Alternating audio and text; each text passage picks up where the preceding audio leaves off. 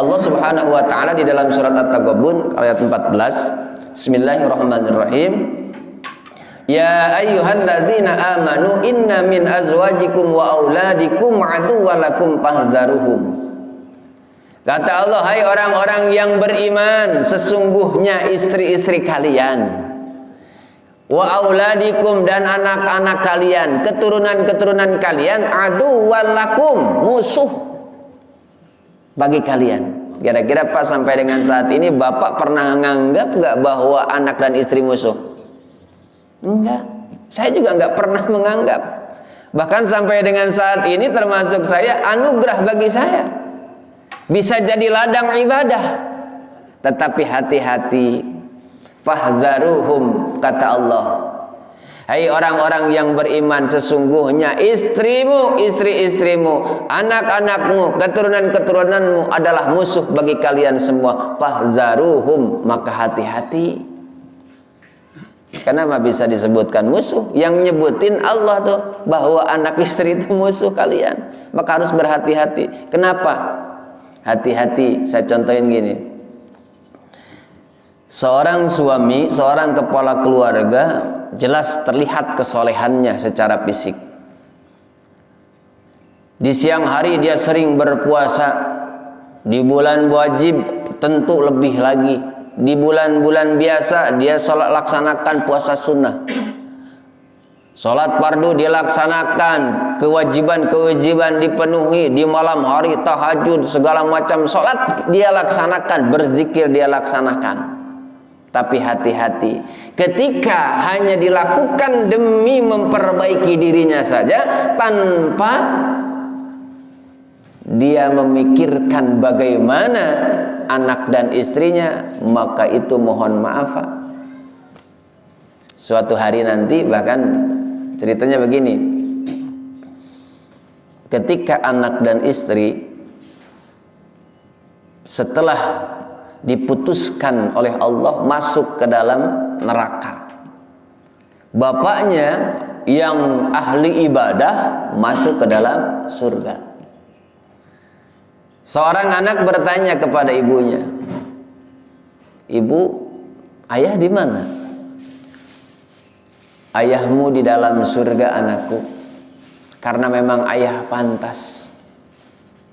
Ayah rajin ibadah, ayah rajin memenuhi panggilan-panggilan Allah. Bahkan sunnah-sunnahnya ayah sering laksanakan. Kita pantas ada di sini." Ibu mengatakan seperti itu boleh saja. Apakah ibu pernah diingetin sama ayah untuk melakukan kewajiban-kewajiban yang telah diwajibkan oleh Allah? Tidak. Maka aku pun tidak. Ayah berlaku yang baik itu untuk dirinya, sementara saya tidak diingatkan sholat, saya tidak diingatkan diberikan pendidikan agama, termasuk istri juga dibiarkan. Artinya seorang ayah tidak bertanggung jawab terhadap keluarganya. Maka kata Allah, interupsi Allah, aku tidak ridho kalau aku di dalam neraka. Aku bisa ada di dalam neraka disebabkan oleh ayahku yang saat ini ada di dalam surga. Kenapa? Karena dia tidak bertanggung jawab terhadap kami, tidak pernah mengingatkan atau menyuruh kami melakukan ibadah kepada Allah. Apalagi memberikan modal pendidikan agama, ilmunya nggak pernah. Kata Allah, ambil Fulan bin Fulan dari dalam surga, kumpulkan ke dalam neraka. Tuh gitu. Maka termasuk jangankan di akhirat nanti, di dunia saja bisa jadi musuh. Tidak sedikit anak yang bunuh orang tuanya atau sebaliknya jadi musuh. Para jamaah yang dimuliakan Allah Subhanahu wa taala. Maka jadi musuh juga secara agama begini. Ketika seorang suami walaupun dia ahli ibadah melihat istrinya atau istrinya keluar tanpa menutup auratnya, dia biarkan saja. Kira-kira ketika istri membuka aurat kelihatan orang lain keluar, suaminya diam saja, istri dosa enggak? dosa. Suaminya kebagian? Nah, kebagian.